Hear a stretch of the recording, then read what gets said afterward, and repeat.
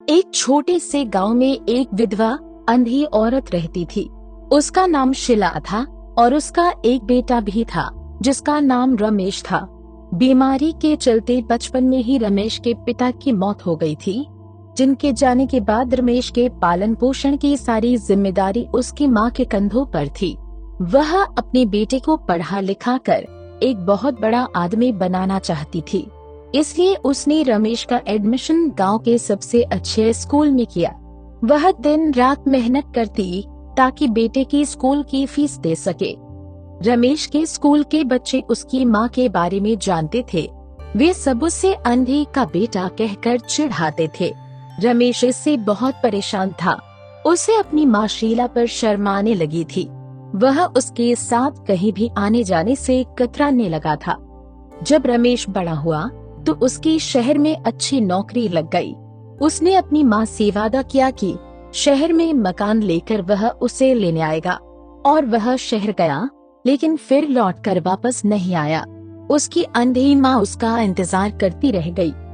दोस्तों, आजकल अक्सर बच्चे तरक्की की सीढ़ी चढ़ने के साथ साथ अपने माँ बाप के किए हुए एहसानों को भूल जाते हैं। यह कहानी भी एक ऐसे ही लड़के की है जिसे आखिर में अपनी की हुई भूल का एहसास हो ही गया।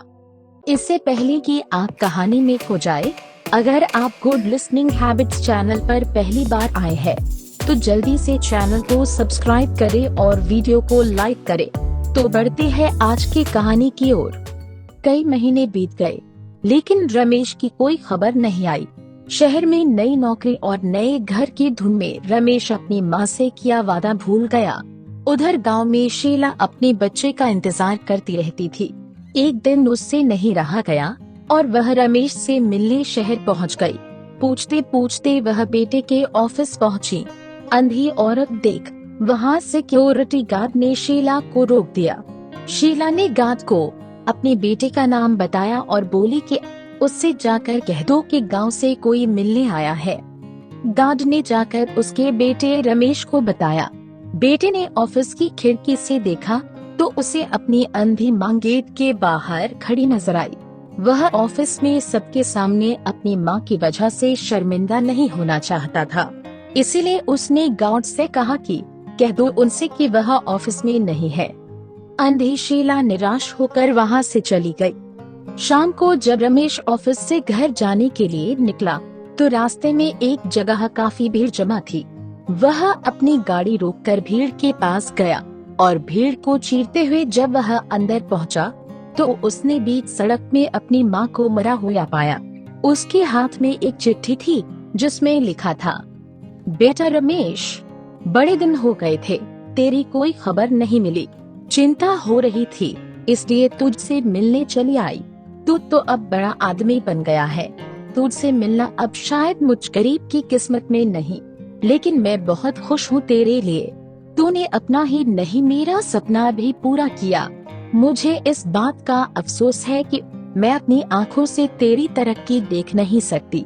काश बचपन में तेरी आँखों में सरिया न घुसा होता तो मुझे तुम्हें अपनी आँखें ना देनी पड़ी होती, तो आज मैं तेरी तरक्की अपनी आँखों से देखकर सुकून से मरती। तेरी अंधी माँ। ये पढ़कर रमेश फूट फूट कर रोने लगा। जिस अंधी माँ पर उसे शर्माती थी, उसने उसके लिए कितना बड़ा बलिदान किया था। वह आत्मग्लानि से भर उठा और जिंदगी भर खुद को माफ नहीं कर पाया। दोस्तों, भगवान के बाद इस धरती पर केवल माता पिता ही एक ऐसे हैं जो अपने बच्चों के लिए सब कुछ बिना किसी स्वार्थ के निछावर कर देते हैं। लेकिन दुख तो तब होता है जब उन्हीं के बच्चे वक्त निकल जाने पर उन्हें प्यार नहीं दे पाते, उनके के एहसानों को भूल जाते हैं। इसीलिए उनका हमेशा सम्मान करना चाहिए।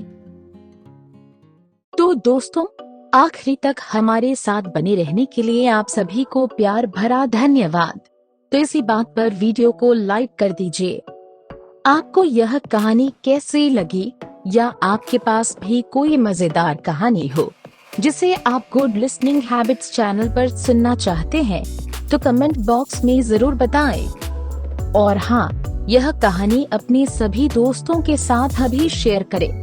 दोस्तों, एक बार फिर से आप सभी को प्यार भरा धन्यवाद। जल्द ही मुलाकात होती है एक नई मजेदार कहानी के साथ। तब तक के लिए अपना ख्याल रखना और नोटिफिकेशन ऑन रखना।